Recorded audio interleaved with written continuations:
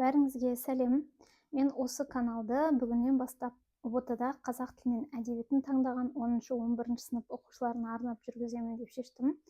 Бірінші видео сіздермен таныстық видеосы болсын, өзім жайлы негізгі фактілерді атап өтейін. Және де осы каналда кез келген сұрақтарыңызды қоя аласыздар.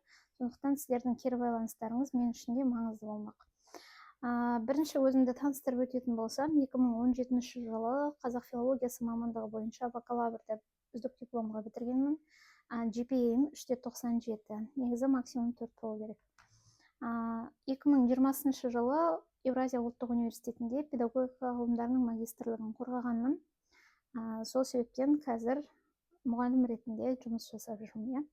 Енді студент жылдарында жеткен жетістігім ретінде атап өтсем болады. 8-ші және 9-ші республикалық пәндік олимпиадалардың жүлдегерімін. 9-ші республикалық пәндік олимпиада бізде Әл-Фараби атындағы Қазақ ұлттық университетінде өткен. Сол жерде үздік диплом министрдің атынан ие болған болатынмын.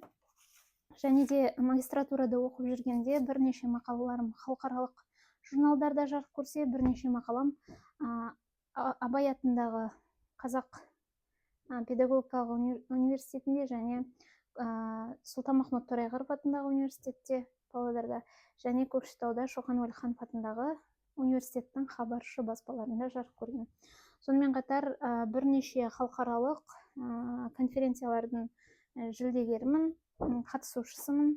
Оның барлығының сертификатын көрсетпей қойын, мына жерде негізгі дегендерін көрсетіп өтейін.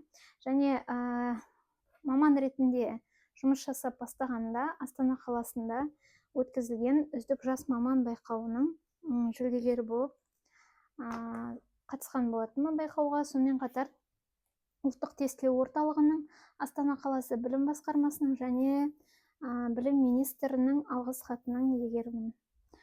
Сонымен қатар бірнеше осы жылдар аралығында оқу құралдарының авторы болып саналамын.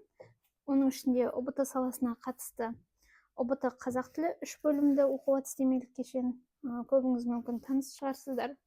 3 бөлімді ұбт қазақ әдебиеті және оқу сауаттылығы оқу-әдістемелік кешендерінің авторымын.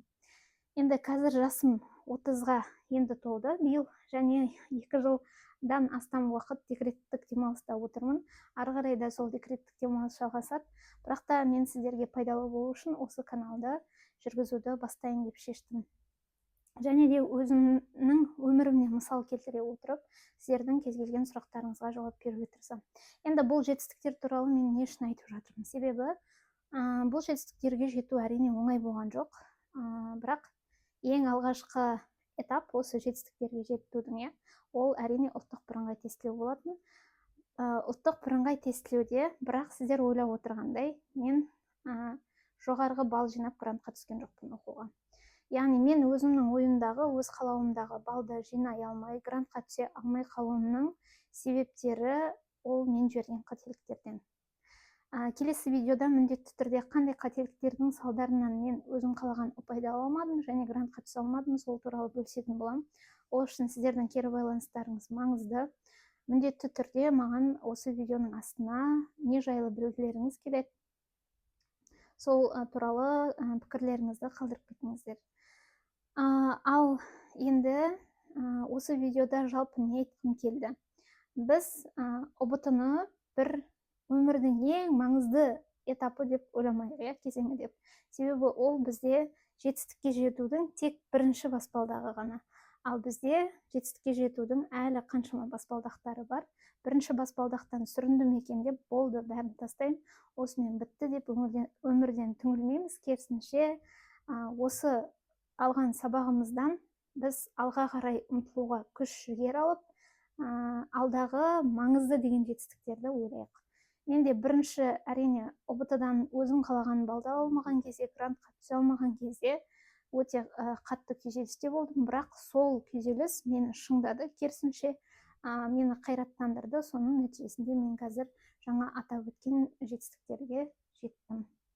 Сонымен сіздерге міндетті түрде алдағы уақытта пайдалы дүниелермен бөлісем деген ойдамын. Бірақ міндетті түрде сіздерден кері байланыс керек болады. Келесі кездескенше сау болыңыздар.